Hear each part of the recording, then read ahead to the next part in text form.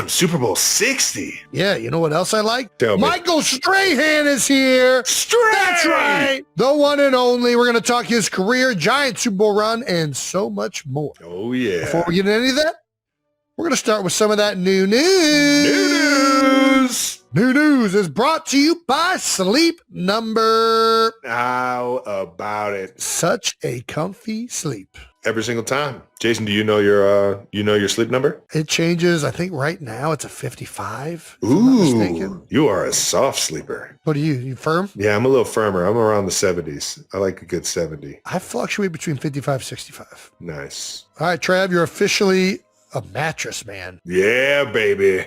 I am the mattress man. I'm selling mattresses worldwide, baby. And there's a song that sounds like Mattress Man. What is it? Minuteman? Minuteman? No, I'm thinking of like, I'm the mattress man, the mattress man. There's some type of song that I'm thinking of that's got that kind of melody and rhythm to It does. I don't know why I can't think of it either. Muffin Man? The Muffin Man, the Muffin Man. That's it. The mattress man, the mattress man. How's the rest of the song go? I don't remember this one. Free of charge, Sleep Number. That you can have that. You can have that free of charge. I'm not thinking of Mattress Man. There's another one where it's like, No, you're definitely... The one I'm thinking of is definitely based off of Muffin Man, but it's not the exact same thing. You just did Muffin Man, though. It's not. It's slightly different. I got to think of it. I'm pumped, man. I've been a huge Sleep Number fan for a long, long time. They actually have teamed up with the NFL for the majority of my career. Yeah, I feel like. And yeah.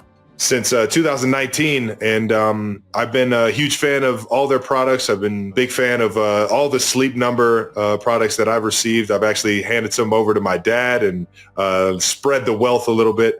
Nice. And I just think it's an amazing product. It's an amazing team. I believe in the vision that they have going forward, and I'm excited. I'm excited to be a partner as well as a member of the Sleep Number family. Good for you, Trav, because these things are the best. I love Sleep Number. It's hard going back to a regular mattress. Like yeah, it just like a hotel and like a dude. It's so fucking. There's multiple different. Issues with the hotels, which don't get me fucking started. But it's like the difference night and day, obviously. But. It's the mattress. I mean, listen, you go to a Four Seasons, they got a nice mattress too. But I do prefer Sleep Number beds now. But the other thing at the hotel, like, dude, you want to talk about something that grinds your gears? These fucking goddamn temperature regulators and telling me how hot or cold I can put a room at that I fucking paid for. Fuck you. That's what I gotta say. Fuck you. Sleeping in this goddamn room, sweating my ass off, not getting any sleep. It's fucking bullshit is what it is. I love you. It pisses me off so fucking bad. I'm under this fucking goddamn comforter, just fucking sweating profusely. Won't let you go colder than what? I don't even think it fucking does anything. Like I try to put it colder. There's no way it's that temperature in the room. It's fucking hot as shit. I'm just down to the sheet, and the sheet isn't comfortable just sleeping on that. I like a little bit more weight on top of me. Comforter's fucking not. It's useless because I'm fucking sweating so bad. I try to jimmy rig it. It doesn't even work. That's how I know these thermostats don't even work. I take the hairdryer out of the cabinet, and I position it so that it's blowing right at the thermostat, so that it thinks the room's 98 degrees. It still doesn't get colder in that motherfucker. These thermostats don't do fucking shit in these hotel rooms. The only way it works is if it's on a what are those called?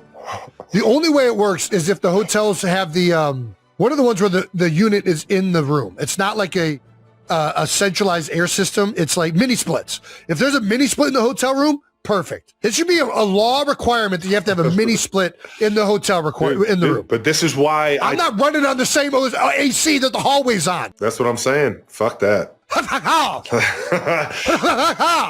Anyways, back to Sleep Number. Yeah, this is why I'm with Sleep Number. Sleep Number's thought about these situations that you find yourself in, and they have temperature controlled mattresses now, and that's why I believe in the vision. What's your Sleep Number setup, like top to bottom? What all products you working with? What's Travis Kelce's ideal sleeping system? What are all the things you're doing to sleep? You got a fan? No, I'm just falling asleep. Put it at 67, 66 and go to sleep. I got the cooling system Sleep Number. I got my Sleep Number set up at, I think it's either 55 or 60. I can't remember it honestly off the top of my head. But then you ever heard of Chili Pad? Of course. You put that thing over top, cool that thing down. Then I got the comforter on top of that. Then I got a fan blowing wind on my face, and I am just in bliss. Nice. What kind of sleep position you go? Are you a side? You a back? You a stomach? You know, when I was younger, I used to be a stomach sleeper. I used to sleep on the stomach, but now I'm just lay on my back and just pass the fuck out. Yeah, sleeping like Dolly Parton now. I get it. It's harder to sleep on your stomach.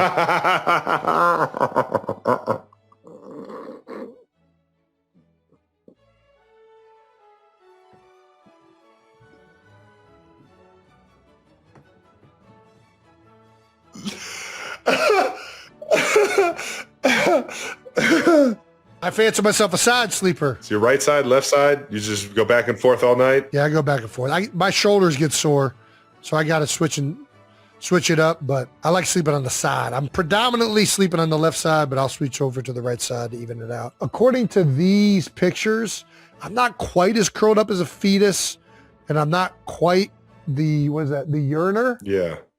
Somewhere in between a fetus and a yearner is where I'm sleeping. Yeah. I usually have I'm more pillow in between the legs. Pillow in between the legs. I'm not the soldier, but I'm the starfish for sure.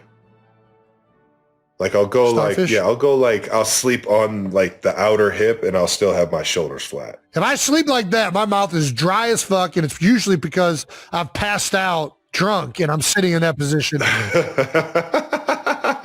Chalk drawing on the sidewalk where the guy's just dead. I don't sleep like this either. I'll sleep like here and here. You know what I mean? Like I'm not just like straight up. Are you a split down the middle of the sleep number? Or are you a full sleep? No. Full sleep. It's not the best for cuddling.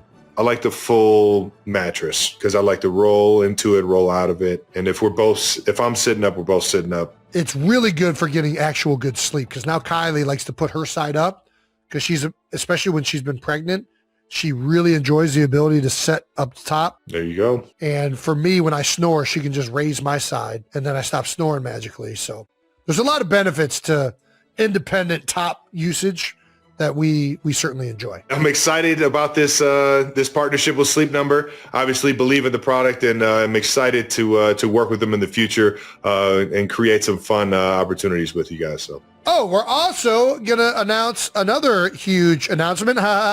New merch. That's right. We're doing a giveaway of some of our new Pro Standard sweats. I'm not going to lie. They are incredible. I'm a big fan.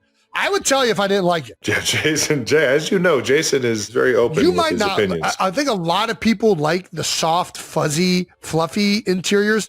I'm out on the soft, like fluffy, fuzzy. I'm in on those too. I like this hoodie though. No. This is a good wear and tear. I like you could go through some shit on this. This doesn't feel synthetic at all. It feels like a natural fiber that my skin doesn't feel at all weird about. I don't like the texture of those fluffy things. And then it's like, it's just polyester and it's made of shit, but not this fucking thing. This thing feels real good. All right. Here's how to enter. Follow New Heights and Pro Standard on Instagram and comment your favorite moment from any episode so far on our giveaway post. And we're going to pick three people. Wow. Just giving these things away. All right. Pick 3 people and we're going to send you a New Heights Pro Standard kit. I'm excited about this Pro Standard collab, man. They do it right, and it took like a few just like test runs on what they have to offer, and I absolutely love it, man. It's a good gray too. It's a solid gray. I like it. The kit is going to feature New Heights merch as well as a Pro Standard NFL jacket from your favorite team. That's awesome. Make sure you guys check out this new merch and make sure you guys enter to win the kit that features the New Heights and Pro Standard merch.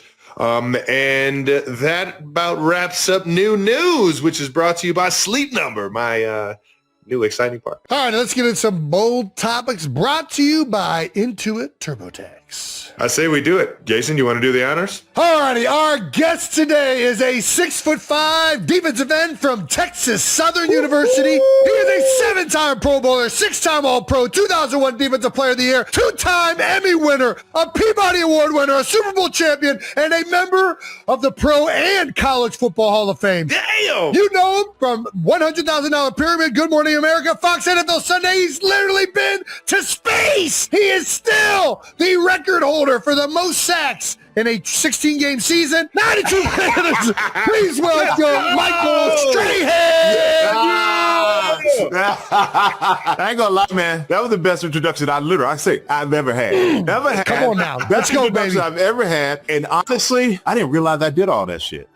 That's the best part, man. When you got this many things, it's easy to forget. But man, you've been on some incredible things, Mike. Yeah, it's been fun, man. It's been fun. What's your favorite thing on that list right there? What's your most football, prized? Super Bowl. Yeah. It's always good. Yeah. It's you know what?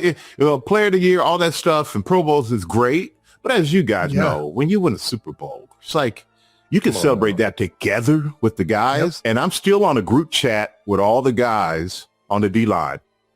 Every day, we're hitting each other up. It's either questions, memes, support each other, whatever, encourage each other, or just flat out cracking jokes on each other like we did in the locker room. So, hey, who's the biggest character in that group chat? Every group chat has one guy that's like really. That's just like, all right, here he goes again. Oh man, OC. You know how OC the trip? Because OC lives in London now. He does the NFL. He lives in what?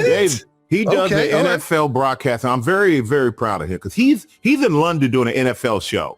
And he's won the equivalent of an Emmy in London for years ago for the show. So it's equivalent of somebody here in the U.S. winning an Emmy for cricket. We'd be like, what is that for? Yeah. So OC been amazing. But I've noticed every time I talk to him or I listen to him, all of a sudden he's got this deep English accent. I'm like, oh no, you went over there and just got a look. Just no, you went to Troy. You lived in Atlanta. Man. Yeah.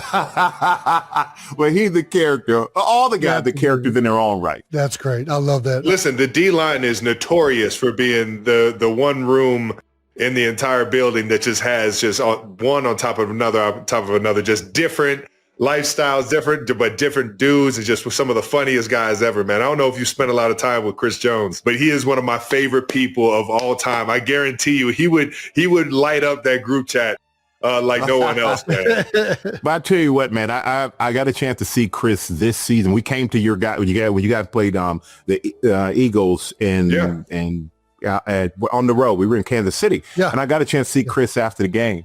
And I tell you what, man, I love the dude. I wish I could have played with him. I'm telling you, man. He's unblockable. And knowing Spags' defense, because Spags helped me win a Super Bowl. Oh, yeah. I would love, I'd love to play with Chris. Let's get into it, man. I got to ask you, you already mentioned my guy, Coach Spags, man. He's one of my favorite guys.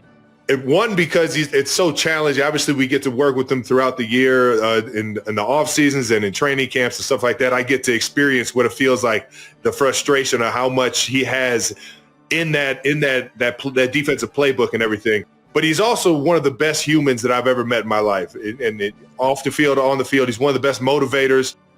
Tell me, you got any good Spags stories that aren't out there?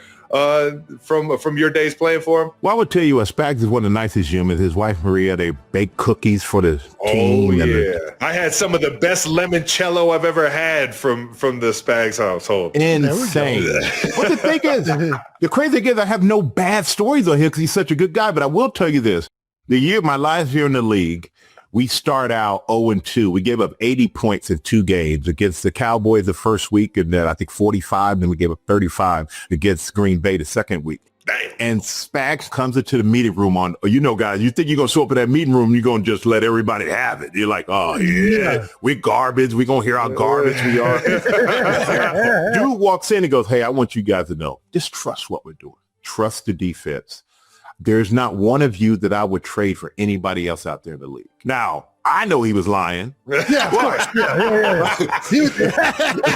I had a few guys, I'm like, Coach, I got right there. No. But he made us believe in, like, okay, you stick with it. Believe in the system. Believe in this dude. Believe in each other. And we just turned it around, man. And all that, I contribute all that to Spags and making us feel good when we should have. Most coaches make you feel bad. I do got to ask you, because one of the things that stands out with Spags is his blitzes, right? He can give it from every single direction, zero, zone blitz, man pressures, games, all that stuff.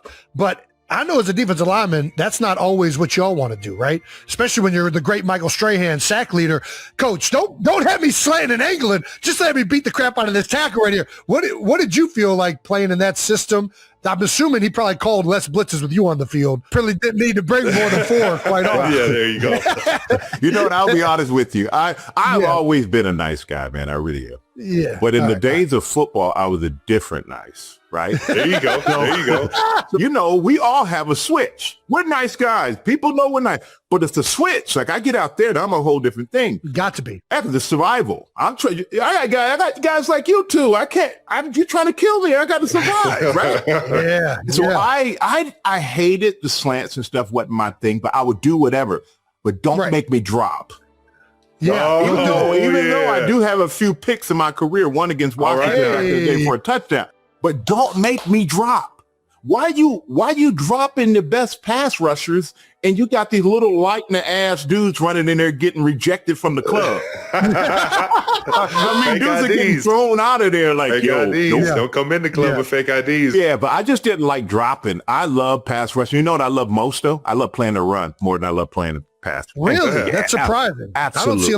I don't hear a lot of DNs say that. Why do you say that? Just because it was more like toughness, more like inserting your will? Like what is it? 100%. And I felt like it was toughness. It was inserting your will. It was literally, I can take the life out of a guy. I look in your eye and I can see if you wanted to be there or not. And that was important to me. I wanted to look in your soul. I wanted to take your soul. And I was going to just go every play. I just looked at it like this. You and me, every play. I ain't going to quit. Let's see what you going to do. And when we turn on that tape tomorrow and we watching it, I will not be embarrassed in front of my teammate. I just will not. We gotta just jump into it, man. My guy Greg Olson, man, he told us an amazing story last week on our episode with him about his welcome to the NFL moment, where they decided to run power as a rookie at Michael Strahan. We had a home game my rookie year in 07, and Michael Strahan is playing like a, I don't know if he was in a 4-point stance, but it felt like he was like an 8-point stance. And he was playing 6 technique, right? So he was like on my head. The worst. But the worst. And like you go too far inside and he just caves you down. You stay on his outside shoulder and he just presses you back. And I'm like, I'm going to bring everything I got. Everything I got. I'm bringing it. Well, he like 2 gaps me. He locks me out. Presses me, head in the hole. He takes me into the fullback, into the backside pulling guard. Oh no. And I was like, I ran off the field. Swab the hole. I guess you threw him across the line of scrimmage onto the other A gap. Do you remember this play? I do not. I was going to say there's no chance. No, that was just a regular Sunday. You know what I'm saying?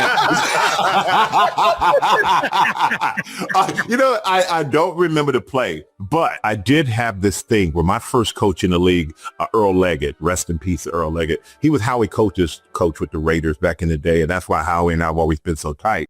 But Earl, man, he worked us more than anybody. I couldn't survive more than 2 or 3 years in the league without him because he taught me technique that lasted my whole career.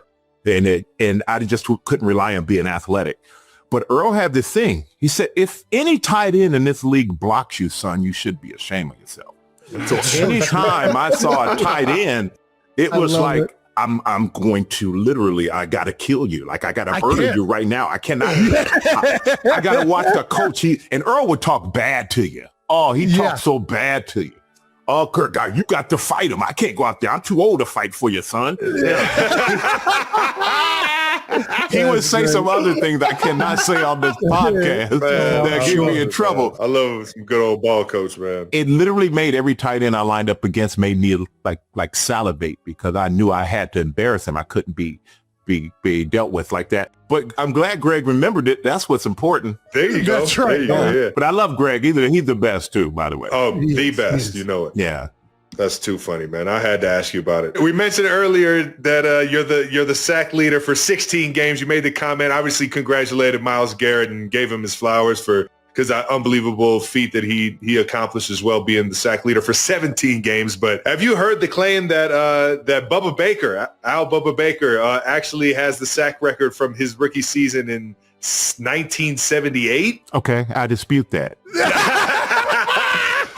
My question is, what would Michael Strahan be doing to an offensive lineman in 1978? Oh, man. Well, at 7 years old, I'd be getting out there getting beat up. But you know what? He might.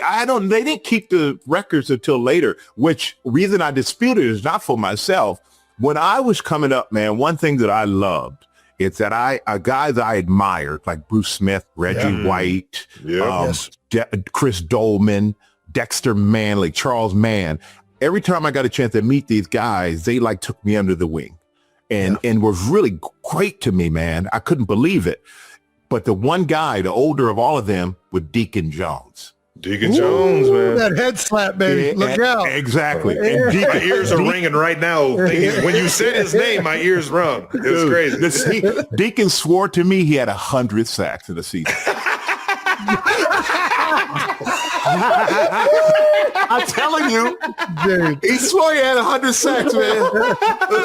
Oh, that's fucking ridiculous, man. He swore by it. He's basically like, I don't even know what the debate is. I had 101 sacks.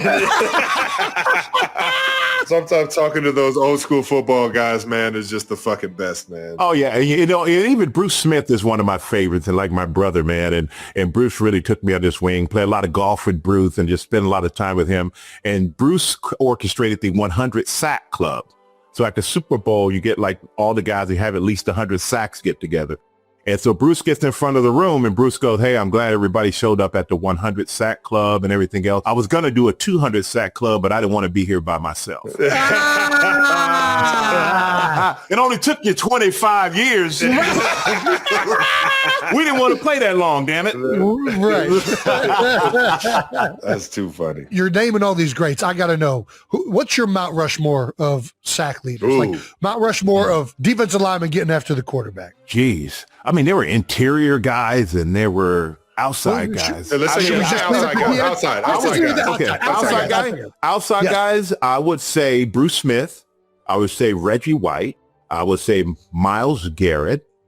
Yep. Man. Put yourself on if you want. Feel free. You know what? I'll put myself, honestly, in the top 2 or 3 of all around defensive ends ever to play the game. Because I played the run as well as I played the pass. It wasn't like hit a running back if he happens to have the ball on the way to the quarterback. So I'll put myself in that realm. But as far as my whole thing is, I started football late, man. I mean, I played 1 year in high school. I lived in Germany. I wasn't playing football. So you were in Germany all the way up until you were 18? Yeah, 17. And so I came over, I played 1 year. My dad was like going to get a scholarship. And I think if you don't tell your kids what they can't do, they could do anything. And my dad acted like it was guaranteed. You're going to get a scholarship. Next thing you know, I get one scholarship, the Texas Southern University. I was like, Dad, I don't know. He's like, what don't you know? It's free. That's where you go. And then he's like, when you make it to the pros and when you do this and when you do that. So my dad was always that win, not an if guy, which was important. Like I do that with my kids, like win. Never if, never give doubt. So I came to the Giants. I mean, I was at TSU, man. I was just basically relying on athletic ability, just running and working until a guy got tired and then I'd make plays. But I had no first 3 or 4 years. I didn't know the game of football. You know, I was always behind. So I always wonder what it would have been like had I had the opportunity to like learn football at the earlier age. But I'm kind of glad I didn't because it always made me interested. Always. I'm always interested in football now. Like I watch stuff now. I'm still interested in the game. I didn't beat myself up. I feel better now than I felt when I retired. So That's amazing. Yeah, I got lucky. I got really lucky. That's awesome, man. When you came over, when you were 17, 18, I believe you were with Art Strahan, right? Your uncle? Oh, my uncle. Yeah. I stayed with my uncle. He played a little bit in the league, right? Did you learn like at least the basics and understanding, you know, the old put your forehead right through the chin or Did I? Man, I came over to stay with my uncle. I didn't know, really, I was green. If there was a color deepest green you could find, that was how green I was. My uncle would take me in the front yard because he played 7 years in the league. Oilers, Falcons, all that stuff. He would take me in the front yard, man. He would just be slapping me around. This is how you fuse the arm. And you know, my uncle's like 6'7", country ass strong, big old hands, man. He just beating this teenager up in the yard. But hey, I went through it and I look back, I can laugh at it. Being at TSU, Walter Highsmith, my head coach, whose son, Alonzo Highsmith, the first round pick out of the University of Miami, back in those Jimmy Johnson days, his dad was tough. He would make us run gassers in, you know, Texas, 100-something degrees, and the devil leaning against the goalpost, waiting for you to pass out. It's that hot. And he would say, we're going to run until somebody turns in their Passes out. scholarship. Yeah. No, give up your scholarship. Oh, Passing out, I would have fell out. I just said, okay. yeah. But no, give up your scholarship. And we thought he was joking. Man wasn't joking. This dude was a beast. But when I came to the pros, it was like, you can't kill me. I've been to hell already. Yeah. Right. You guys are arguing you don't have shoes. I wore the same pair of cleats and practicing the game every season for the whole season. Now I get new pair of shoes every week. This is crazy. You are bringing up something. No, but this is something I've thought about where, there's so much sports science and like load managements and like stuff now where I feel like if you've never pushed yourself to the extremes, how do you really know how far you can go? Yeah. Right. And 100%, when I went to college, I used to think I knew what hard work was. And then a guy put me through a workout in the weight room, Jordan Roth, and I couldn't even lift my shoulders above my hands above my shoulders by the end of it. One of those workouts. And I was like, bro, what is this? I've never worked hard in my life. I thought I was working hard. I don't know what hard work was. I think that's so important for young players, or even something you got to work out as an adult too. You got to push yourself, man, right? And the harder I found it, I pushed myself playing football, the easier the game became. The more I studied, the easier the game became. I would be the last one to get my stance because I'm just looking at formations going, I know they ain't going to run this way or they're only going to be able to do this out of that. Like you knew, and as you got older, if you really paid attention, became the student, the game slowed down and became easier. But you got to work at it. And the harder I've worked in sports, like now, everybody goes, you work so hard, you're here, you're there. I'm like, you don't understand what hard work was.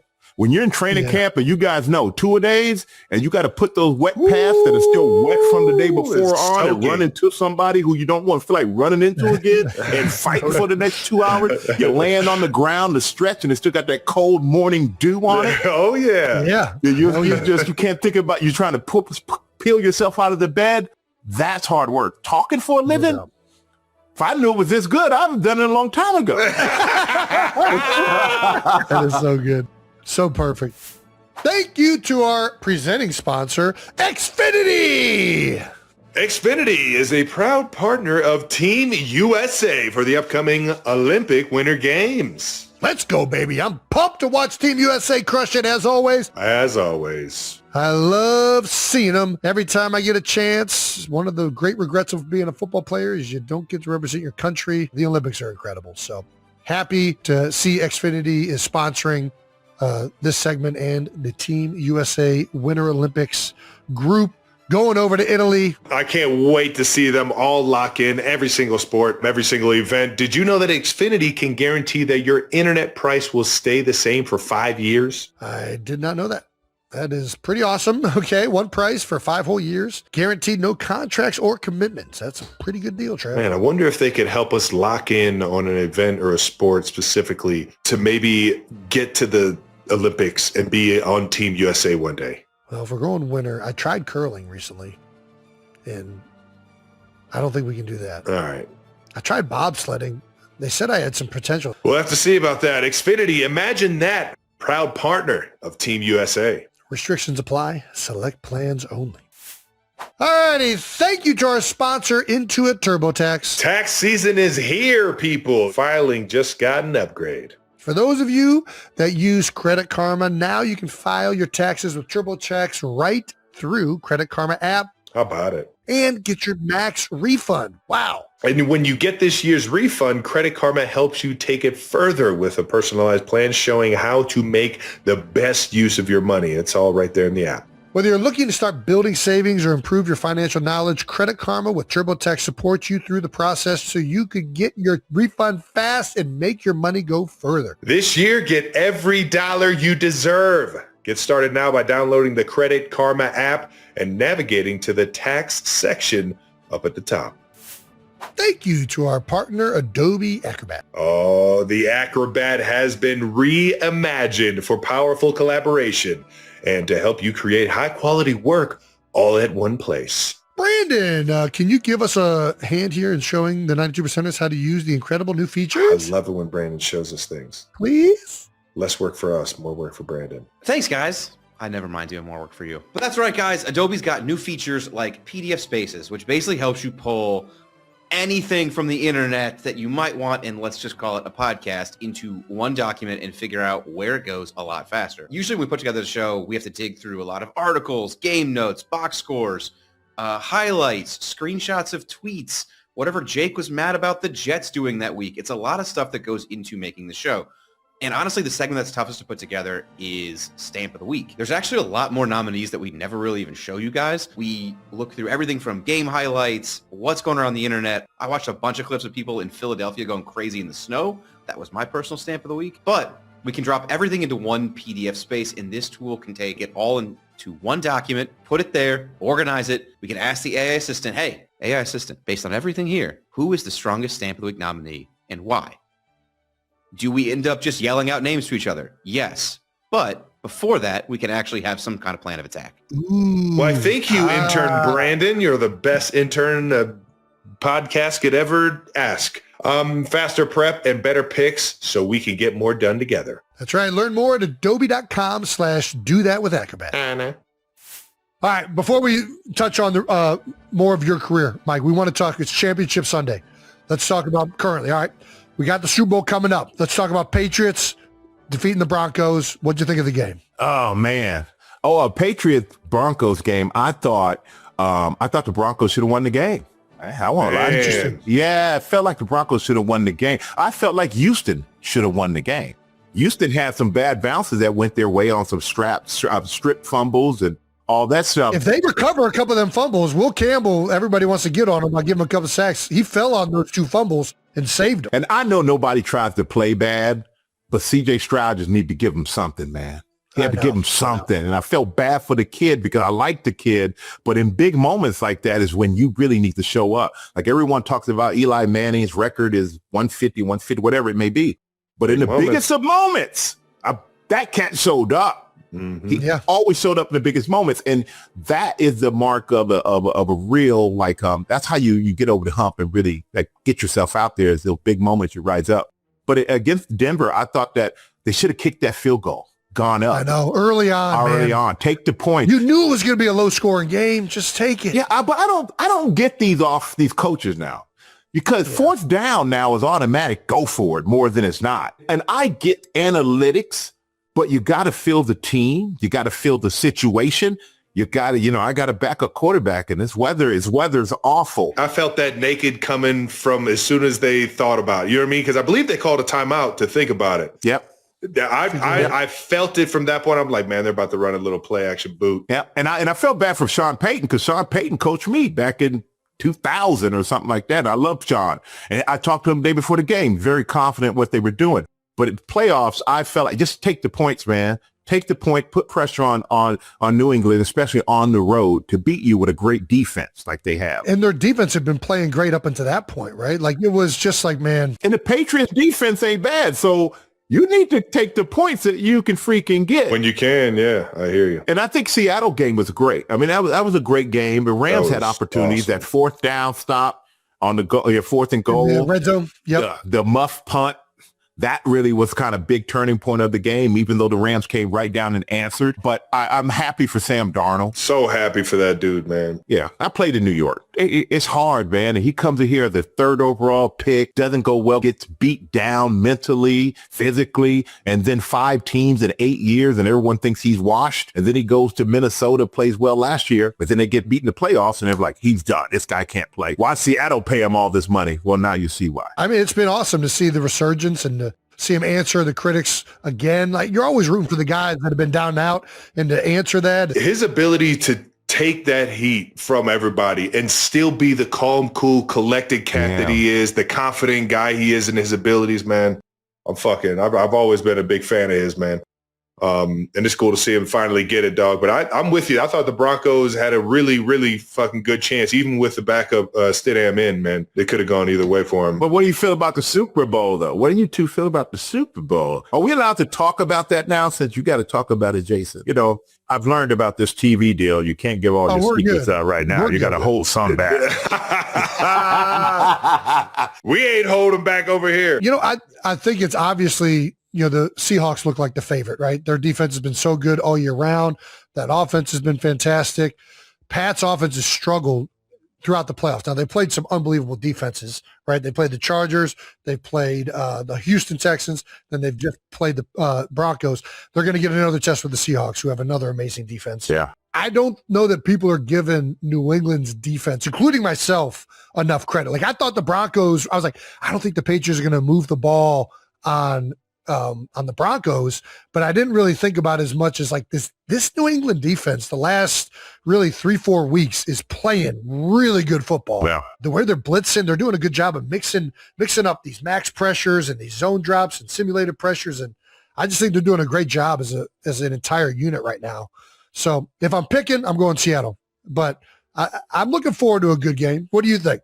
Well, I mean, Travis, you're still playing officially, so you can't say nothing, okay? I can't say anything. I'll say this. No. I'm at least interested in the big matchup on outside the numbers. Now, that's going to be a fun fucking matchup right there. Two young, up and coming, get both of them at the top of their game right now. I'm excited for that matchup. You know what's so funny, man? We're watching a game, and JSN catches a touchdown. He's just catching balls, converting, doing all these things. And we're like, it doesn't even look like he's working. Howie's like, Michael, it doesn't look like he's working. So he catches that touchdown wide open. And I'm like, how in the world, if you're going to cover anybody, that's the dude. How's he get open? Keep an eye on him. And you know what Howie said to me? He goes, that's the same thing we said about Kelce. I said, everybody knows he's going to get the ball. How the hell did he get open? And I think I said that to you when we were making some golf tournament. And I was like, dude, I got to hell. But it's going to be, that's going to be a great matchup, man. It really is. I think Seattle had the edge. I feel like they're physically a dominant team. Leonard Williams, these guys, I don't think it's going to be a cakewalk because we all know from our win against the Patriots, one game. Football's not like the other sports. You get the best of. If you don't show what you're best at one day, it's a wrap. So I feel like Seattle, but anything can happen, of course. Right there with you, dog. Let me ask you this. A lot of people complained about that Broncos game this past week because of the weather. Where do you stand on snow games? That's fun. What are you talking about? Are you kidding me? The elements. I knew you'd be in it. You were a real one, man. I know it. You know what? I was like, man, when you hit somebody, you just slide. Well, you know what? It's so now, if you would have asked me, how is it to be like 25 degrees and raining? That's when I'm out there looking, going, ooh, when it's just over. Cold rain is different than snow. That's a good point. Well, I love snow. I love rain, warm rain. Probably my favorite thing of all. Oh, interesting. I like sitting outside in the rain. I don't know why I just said that, but I do. All right, let's go. All right.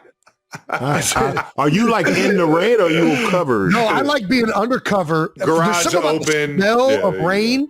Yeah, garage open. I like that. I thought you just walking out there with sitting in the rain. I'm staying in the rain. I'm like, it seems like that's something that just needs a little deeper discussion in a private setting with somebody called a therapist. That's too good, man. All right, let's throw it back to when you were in the Super Bowl, man. Did the 2007 Giants have the hardest path to the Super Bowl ever? Ever? Yeah. Yeah. You know what? I probably would say yeah.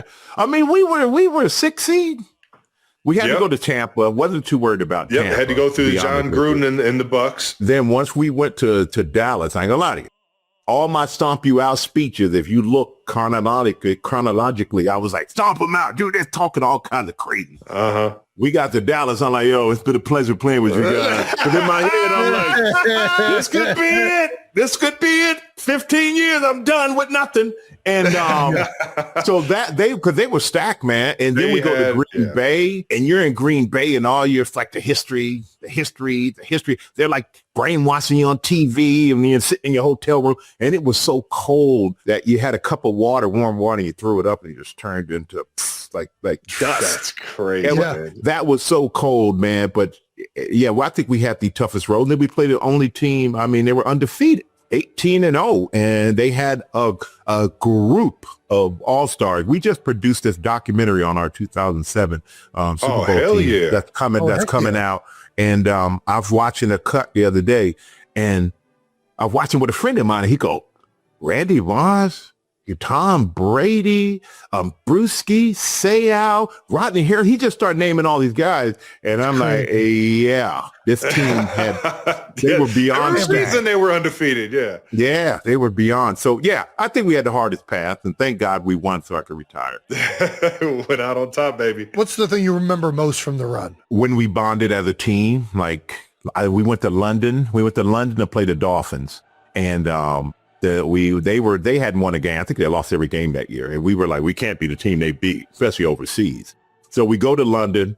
We end up beating the Dolphins. And I set up a party because, I was the oldest guy there. I wanted the old guy, but I wanted to make sure I look out for the young guys. And to me, the best way, make sure we're all together. Not this guy over here and gone over there, especially in Europe.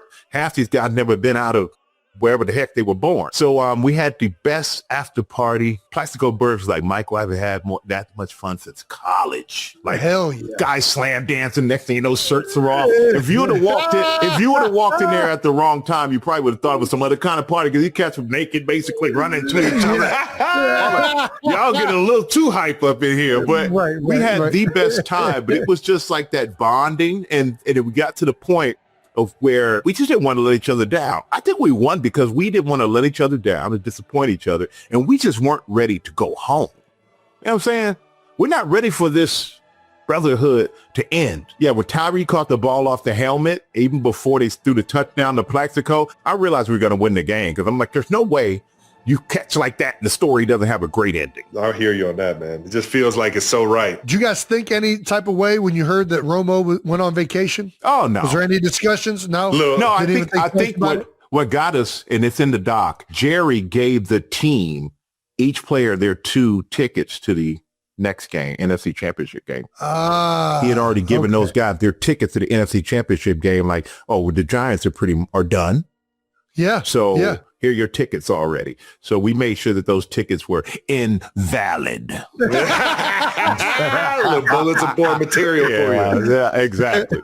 Let's keep it in the Giants world. What do you think of the Harbaugh hire? I love it. I think it brings credibility, accountability, and accountability to the team. I just love the fact that he's an established coach. I think the second he walks in the door, he's getting respect. Immediately. I think he has a nice young nucleus of players. Dart, I think, could be good. Just got to teach him to get the hell down and stop taking hits. Scatterboo. Scatterboo, I thought, would probably get knocked out before he got hurt in the way he got hurt. Because I'm like, dude, you can't run like this and have a long career. You got to learn to pick your battles. And then once you can't knock out a guy like that, you know that. You can't knock a guy out like he's just unknockoutable. You get in a fight with him, you just got to leave the fight. If he was knocked out, we would just never know. We never know. He's one of those dudes. You ask him what day it is before a concussion, he doesn't know. Exactly. Is he concussed? No, that's how he is always. Don't worry about it. Every day Sunday. He says this all the time. Every day Sunday. But I love it that he brought a lot of energy. He and Dart brought a lot of energy, a lot of swag for these young guys. We haven't had that with the Giants. It's always been like conservative type stuff.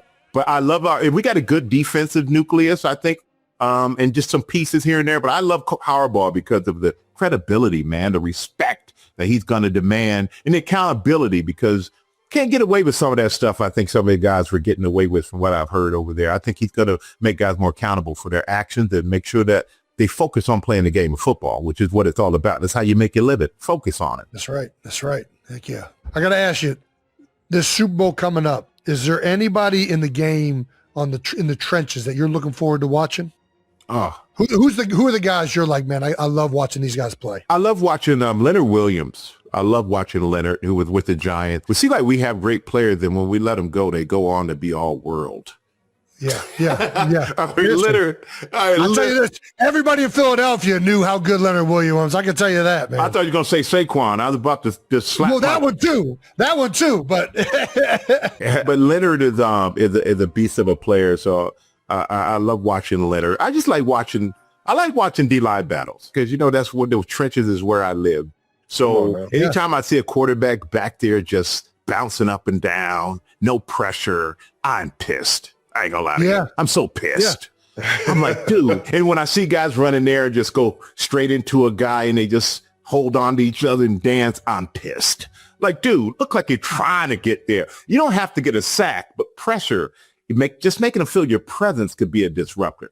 And there are times, man, I wake up and I'm like, one time, I ain't gonna lie to you, about 2 years ago, maybe even less. Like, man, screw this. I'm coming back, man. No way. Phillip Rivers decided. I'm like, I'm coming back. Come on. Man, my body feels good and ain't really no surgeries, nothing. I'm good. You could give him a good 4 or 5 games, huh? Well, just a quick 4 or 5. I did one workout and I changed my mind. It made me realize, oh hell no, that ain't happening. I'm past that's done. Nope. Now I just Google me. There you go. Yeah. Go on YouTube. Look it up. As an all-time great pass rusher, what would you say if somebody was going to say, like, how do you rush a passer? What's the art? What are your keys to getting after a quarterback, to beating the offensive tackle? I always tell people pass rushing is about athletic ability, and all it is, but it's like chess to me. That's why I love doing it.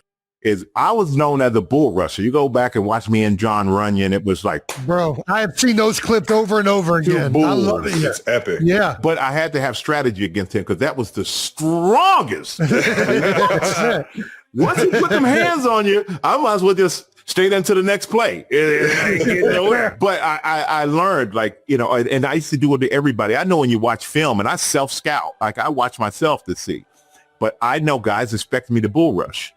So you know what I do? Bull rush the shit out of you. First 3 rushes. Yeah. The first 3 rushes. Up the field, first step, second step, plant, turn, head in the chest, lock out, and don't stop your feet. Don't press and then start a run. Nope, right through you the whole way. I don't even want to sack. I just want to make you hop and get back in your quarterback's face. And then after I do that, I'll look at you and go, hey, a little bit stronger than it looks on tape, huh? Like you thought you were going to stop that. You knew it was coming and you couldn't stop it. So I hit you with that 3-4 times. I ain't worried about a sack at that point. Then big down comes up. I run up, plant, give you that same look. If you're a big dude, you don't want to get pushed back. So you squat and you lean, and then I chop you and come across the out round. Then I beat you. I make the play. And then in your head, you're like, oh, my God, push me back. He beat me to the outside. Next time I come up, I give you that fake power to outside move. Then I'll give you a power. Then I give you another fake outside and power to outside move. And then need another big play, give you the fake power to outside, make you think I'm going outside and club you come inside. But now I beat you straight over you. I beat you outside. I beat you inside. And then I look in your eye and I see you don't want no more because you don't know what's coming. That was to me the strategy and the psychology of football. But I didn't talk much unless you talk to me. Oh, and that reminds me, Greg Olsen play. I do remember that play. Olin Cruz, the center. Oh, yeah. He had pissed me off. He had pissed me off. I remember that. What did you cut you? He cut you on a TV or something like that? He did something. Yeah. And he was talking, and I took it out on Greg. I do remember I was pissed. You got to know who you're talking shit to, man. Yeah, he was a great player, the Olin. Great player. Now that we're talking a little D-line, O-line, you brought up Runyon. Cam Jordan. One of my favorites to ever go up against, man. Recently just said that offensive linemen aren't athletic. What's your opinion on that take? If they weren't athletic, I love Cam, by the way. This is not a slight. Yeah. He's one of the greats. He had a hell of a long career. But if they weren't that athletic, Cam would be like Deacon Jones that had 100 sacks in a year. First of all, and I wish people at home who really love the game could get a chance to come down and watch some plays from the sideline to see how big, strong, and fast these big dudes are. And footwork. I mean, these dudes are athletes. Jordan Mailata? You want to talk about Google somebody. Google Jordan Mailata back when he was playing rugby. And you know what's so funny between Jordan and Lane, when we do a lot of Eagles games, obviously, and in person, and I always look at Howie and I say, yeah, man, I wish I'd give him a run for their money. Howie looks at me, he's like, Michael. In my mind, I would give them a run for their money. But then I'm watching them abuse everybody else, but I'm different. Right. Well, you were different. Nah, dude. You know what's so funny? I literally laugh. I don't remember, I know I play football and all that stuff and the accolades, and you guys bring that stuff up. But it's so funny that it's very hard for me to even consider myself to even be like a great football player, or, people go, oh, you're a legend, Hall of Fame. It's like, yeah, it's kind of weird to me because I played for respect. That's all I and I guess the respect comes from those type of things. But I played when you're young, you're like, okay, I want to be respected, but I want to make some money, Yeah. But then after a while, you realize making money is not enough to keep you playing a game that's so hard. Yeah. And it's great, but I wanted respect. I wanted that, and I got that, but it still feels weird to me for all that stuff. I don't know. I feel uncomfortable with it, man. It's weird. You got the respect out of everyone, and I think that's the reason you got all. True. Yeah, they're showing you that respect by telling you you're one of the greatest to ever play, man. Well, I appreciate that, and me saying that. And I feel like I need one of those therapy sessions when Jason's done with his. I'm up next. It's so good. No, listen, straight. You got to figure it out. You already know. You got it all figured out, baby. It's been fun to not only watch you dominate in the NFL, but dominate the afterlife of NFL, man. And you paved the way for a lot of us in that regard too, and gained that respect for a lot of NFL guys trying to kind of walk that path after the game's over for them, man. Well, I appreciate it, and I gotta say, Jason, you're doing a great job with it. And Travis, I'm not even going to get into what you're going to do, but you're going to be great as well. You both are great with this podcast, which is incredible. And, and the one thing that I know, and everybody tries to give everybody advice, and I'm not trying to give you advice here, but I just realized advice from you, straight. You know that at some point you never put on another helmet. You never put on another pair of shoulder pads. You never slide those pants on with the knee pads and thigh pads. You never tape your wrist again. It's final. There is no big three in the NFL. There is no other league. So I realized for me, after 15 years, I'd done everything. There was no way that I was going to cry at a press conference in my retirement because I knew I put everything I had into it. And as long as you know that's final, you'll never do it again, then great. That's how I looked at my career. And everything that came after is kind of happened on accident from working hard and enjoying what I'm doing and just having fun. Good things seem to happen. But yeah, man, it's, you guys are crushing it and everything that you do. I'm happy you invited me on to do this because I've been watching all these podcasts going, damn, when do I get it invited?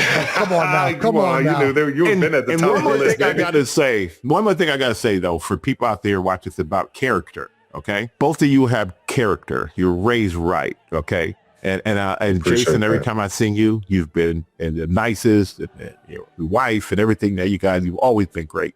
And Travis, you may not remember, and you probably do remember, but it said a lot to me. And I tell a guy, I was talking to Howie about this with you the other day, is I was at the airport and I get out the car and you coming across you got out of your car you're already in, to come over and say what's up, which I didn't even know you were there. And most people sit in that car and be like, nah, man, let it go. I ain't go. But it's like little things like that show character. And I always appreciated that from both of you guys, man. And like little things like that you think nobody's really paying attention to really mean a lot to a lot of people. And, I'm always here for you guys if you guys ever need anything. And I'm not saying that like we done podcasting. Let's keep on going. I'm sorry. No, I appreciate that. Means a lot. And I still got to take you out for some of that golf down there in Florida, man. Man, I got you. I remember that. I haven't forgot any of that. Florida, Bahamas, I got you covered. There we go. You were kind of talking on the retirement talk, and obviously I'm juggling it all right now. Did you know going in? It sounds like you kind of knew going into that 2007 season that was the last hoorah. I kind of felt like it, but I will say, had we lost to the Patriots, I really would have strongly considered coming back. I really would have, because it's been like, man, this close, almost like I got to get it one more run. And I'm glad, trust me, I'm glad we won, because that was kind of like, okay, what else am I trying to prove? My body feels good. I've won every individual award. Now I've won the ultimate award, which is the Super Bowl with my team. So there's nothing else for me to accomplish. And I had a deal already signed with Fox, just had the deal in the drawer. Nobody knew about it. So, and so I knew I had a gig after that. And so I was able to kind of ride out to the sunset on my own terms, which is very hard because most people, they don't get to end their careers the way they want to end it. So whenever you have that opportunity, man, you're blessed. And so I realized I didn't want to stick around and be on the team and I have my heart wholeheartedly into the game. and just stick around for what, a paycheck? Stick around so one of these young guys can go, hey, I remember when you used to be. And I'm like, shit, I'm still here. What you talking about used to be? Yeah, man, I kind of went into it with the idea that was going to be it. And I also went into it with the attitude that I don't care about a Pro Bowl. I don't care about sacks. I don't care about nothing. I just want to have fun with the guys for once. How about it, man? Because a lot of the other years, man, the other 14, I'm so worried about winning. I'm obsessed with if guys are on their game. And I started saying, hey, we're all grown. You got to be on your game. I could motivate in every way I can, but guys going to have to show up on their own. And they did. Thank God. You mentioned you already had the Fox deal inked. At what point did you know you were going to go into broadcasting? Oh, man. I started just doing stuff because it was fun. Yeah. To be honest with you. Yeah. Hey, Mike, you want to do this? And back then they had a show called Best Damn Sports Show, period. Come on now. Come on. Yes. That was an incredible breeding ground to get your feet wet in television. And so I would go on it on a bye week. I would go and host a week of it. I signed a deal my last year or so where every Monday I would go sit in front of a camera and I would have to do the show every Monday, win or lose. I always showed up because, I signed up to do it. You show up regardless. But doing that show kind of gave me a vibe for broadcasting. Let me know I would like it. I did a Super Bowl for ESPN when I was still playing ABC. I did CBS. I did Fox. I did all the networks. And I didn't really know guys made a good living doing it, to be honest with you. I thought football was man, this is the best opportunity I'll ever have. That's the opportunity I ever have. And so broadcasting was never on my forefront of my life. And I'm very much like this. When I'm in something, you get everything from me. It's my primary. All the other secondary stuff, and I'll make it work, but I'm not affecting my primary gig. So broadcasting was just secondary to me. And I think I got a call from one of these network executives who asked me to go to breakfast with him. So I meet him at breakfast. And the first thing out of his mouth was, how much longer do you want to play football? I never thought about it. And that let me know, damn, they're looking at me to actually have a job. And I'm done playing, commentating. And I went to Fox out of all the networks because it was the most fun. It was the most fun. And it's like I hang out with my teammates and we laugh and we joke and we have more fun off camera more than we have on camera, which we have a ton on camera. It's more about personalities and to be honest with you, we don't. Apart from being one of the best tight ends in the NFL today, Kansas City Chiefs star Travis Kelce has also found a lot of success outside of football. One of his biggest ventures away from the NFL is his New Heights podcast. Kelce started the show back in September 2022 alongside his brother, Philadelphia Eagles icon Jason Kelce. New Heights has since emerged as one of the most popular podcasts in the space. It has won multiple recognitions through the years, including #1 sports podcast on Spotify Wrapped for 2025. New Heights has earned a reputation for its world-renowned guests. Los Angeles Lakers superstar LeBron James has been on the show. WNBA All-Star Caitlin Clark of the Indiana Fever has been a guest as well, twice. Hollywood A-listers such as Matt Damon, Will Ferrell and Brad Pitt, to name a few, have recently graced the podcast as well. The show's biggest guest, however, was Taylor Swift, Travis Kelce's future wife. The 14-time Grammy Award-winning singer-songwriter used the show to announce the launch of her album, The Life of a Showgirl. On Tuesday evening, the brothers announced via New Heights social media channels that Strahan will be their next guest. As always, Jason Kelce delivered another incredible intro for their special guest. Travis Kelce played his usual role as the hype man. Strahan reacted to Jason Kelce's epic intro with an honest admission. "That was the best introduction I've ever had," Strahan said. "And honestly, I didn't realize I did all that," expletive. Jason Kelce went through Strahan's long list of career accolades. The Hall of Fame defensive end spent his entire 15-year career with the New York Giants. He is a 7-time Pro Bowler and 4-time All-Pro first-team member.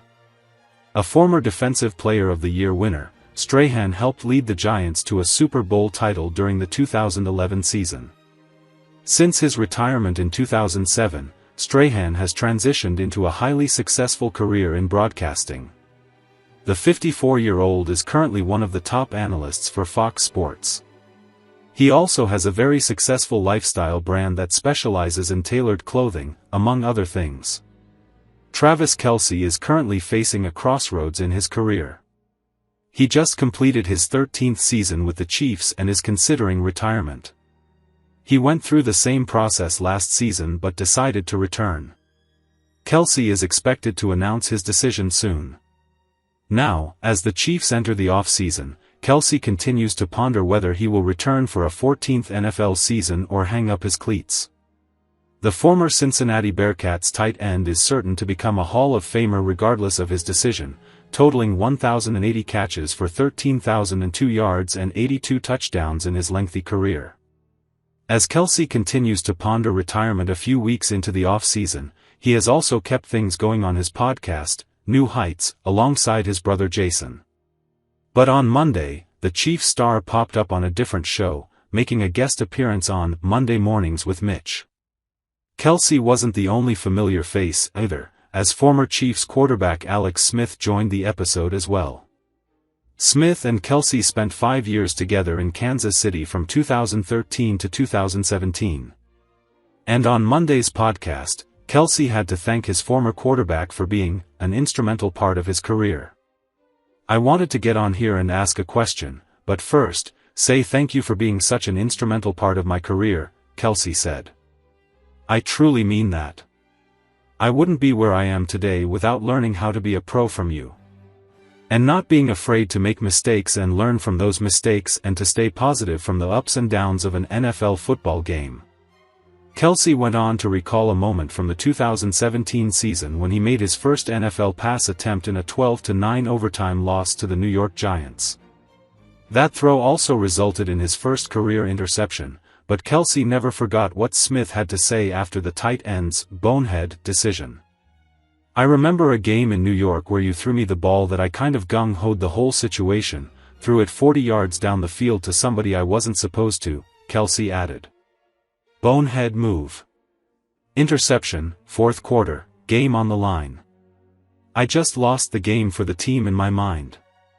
You come over to me as I'm hanging my head.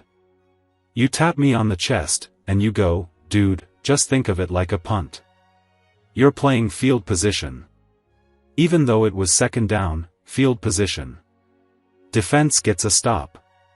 We get the ball back, we go down and score.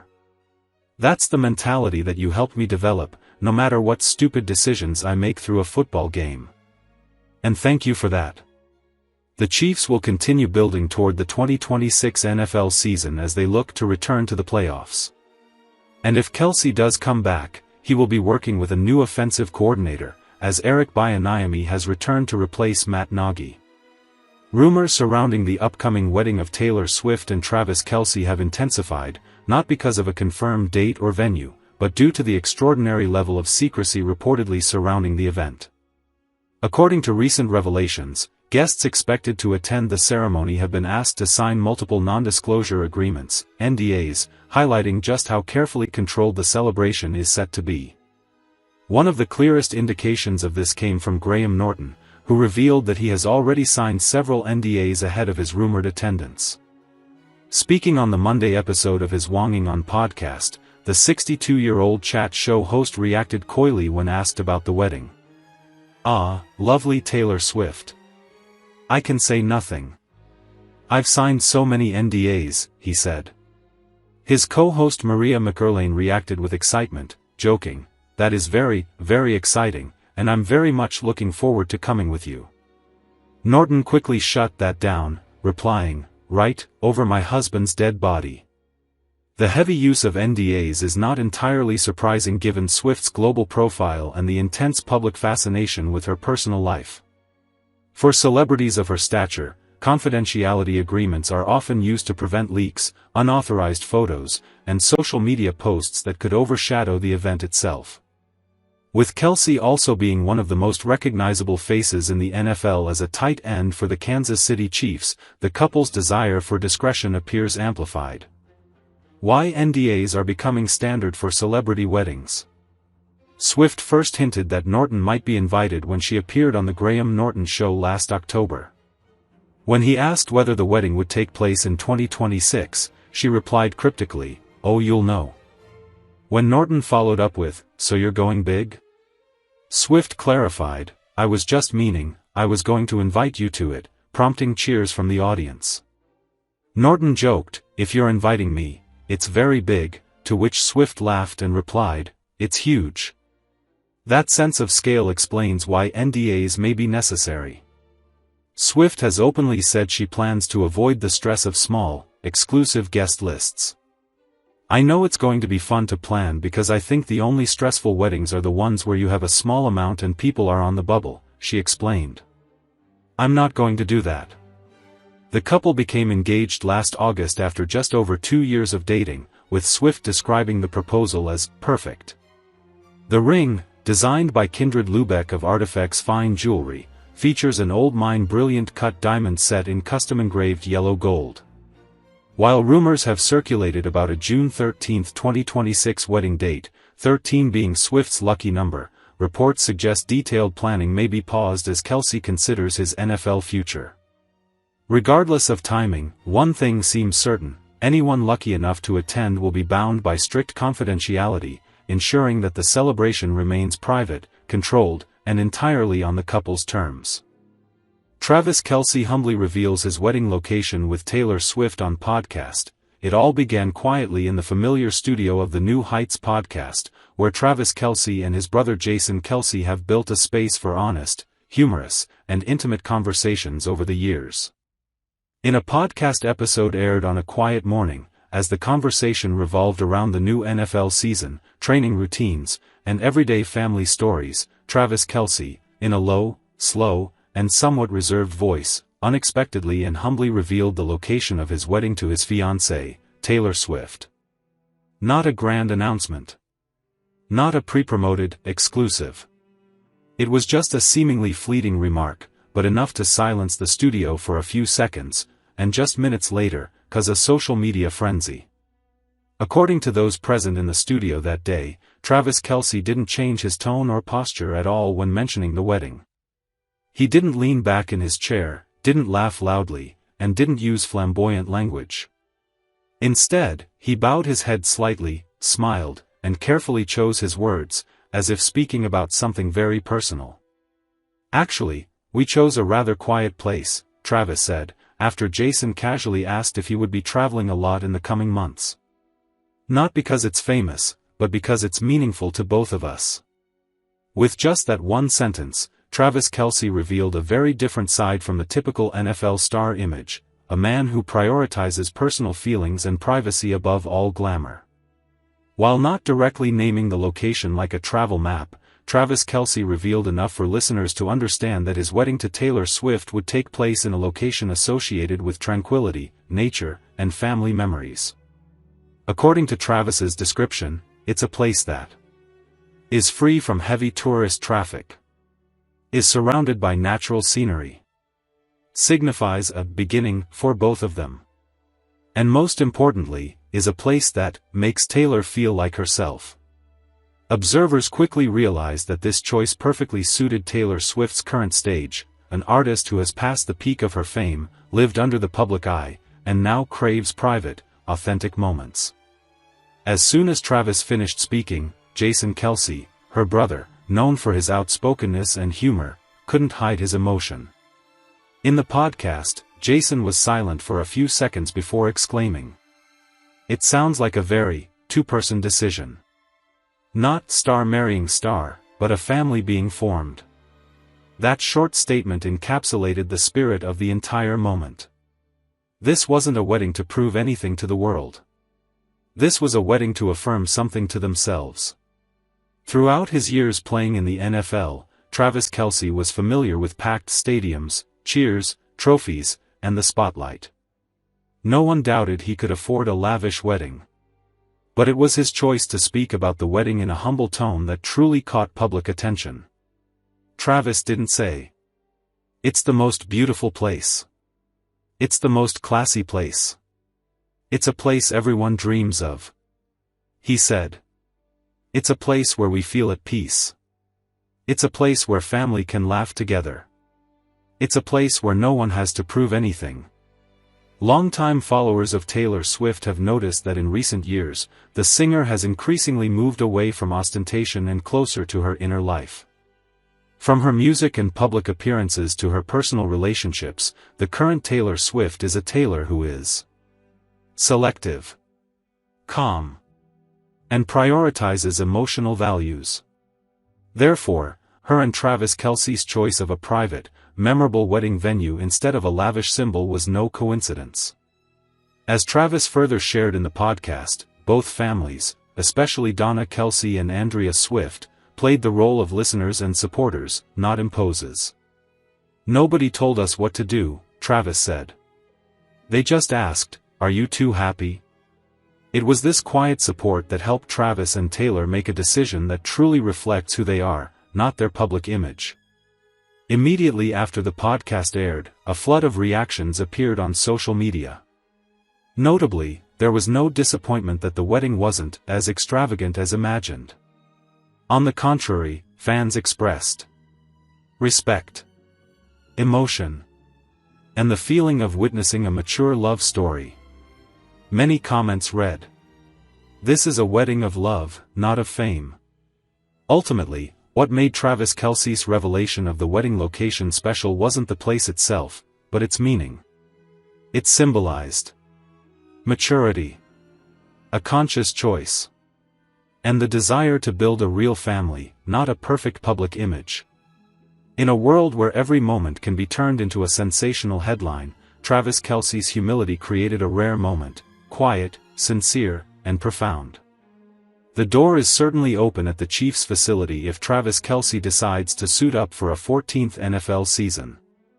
That's according to team owner Clark Hunt, who believes the 36-year-old tight end still has plenty left in the tank, but remains keen on giving Kelce space to mull next steps about his future. He had another great year, maybe not on par with where he was 4 or 5 years ago, but still had over 800 yards, and was really one of the leaders on the offensive side of the ball for us. So, there's no doubt in my mind that he can still play. We're trying to be respectful and let him have the time that he needs to make a decision, Hunt said Tuesday on Good Morning Football, as covered by Pro Football Talk. He has sort of a busy off-season coming up with his engagement and marriage, so we want to be respectful and give him the time he needs to make a decision. But we certainly hope that he'll be back. Although Kelce saw an uptick in his production, the Chiefs declined in theirs. The AFC powerhouse finished the regular season at 6-11 and missed the playoffs for the first time since 2014. The Chiefs, winners of 2 of the past 3 Super Bowls, also lost the heartbeat of their team in quarterback Patrick Mahomes, who went down with a torn ACL in December. Mahomes, 30, is hopeful to return for Week 1 of the 2026 season. Off-season changes are well underway in Kansas City, with the team welcoming former offensive coordinator Eric Bieniemy back his old role as Matt Nagy's contract ran out. Kelce celebrated the move on last week's installment of New Heights, with the soundbite stirring buzz regarding his playing future. "I can't wait to see him back in the building, man," Kelce said. "He's one of my favorite coaches of all time, one of my favorite people of all time. I've had so many unbelievable growing moments under him as a player, as a person, and I just love the guy. And it's gonna be awesome to see him back in the building and see him back wearing the Chiefs logo, baby." Graham Norton is one of the lucky ones to get an exclusive invite to what promises to be an epic wedding. The comedian and talk show host confirmed he's on the guest list when Travis Kelce and Taylor Swift tie the knot. Countless celebrities have made their public pitches for an invite. Evidently, the Irishman's charm or relationship with the two is strong enough for him to earn a seat at the event. When it comes to the details surrounding it all, though, Graham's lips are sealed. It sounds like Taylor and Travis want to keep their wedding details on the down low. On his podcast Wonging On, Graham explained to his co-host Maria McErlane why he must remain silent on that front. "I've signed so many NDAs," he says. As such, he's legally bound not to share any specifics about when the two celebrities say "I do." He jokingly invited Maria to be his date for the big day, but unfortunately, he says his +1 spot is already filled. It is no surprise that Graham will be among the wedding guests. That's something the pop star hinted at when she appeared on his television program The Graham Norton Show last October. When she was asked what wedding plan details may be revealed, Taylor told him, "You'll know." Celebrities from every industry want a spot in the wedding in some capacity. Wheel of Fortune host Ryan Seacrest reportedly offered to host, with a slew of others seeking a spot in the wedding. Singer Louis Capaldi offered to be their fish supplier for the wedding. He said in October that his father is a fishmonger. Graham has often talked about his love for Taylor, calling himself an out-in-the-open Swiftie. Travis and Taylor announced their engagement last summer.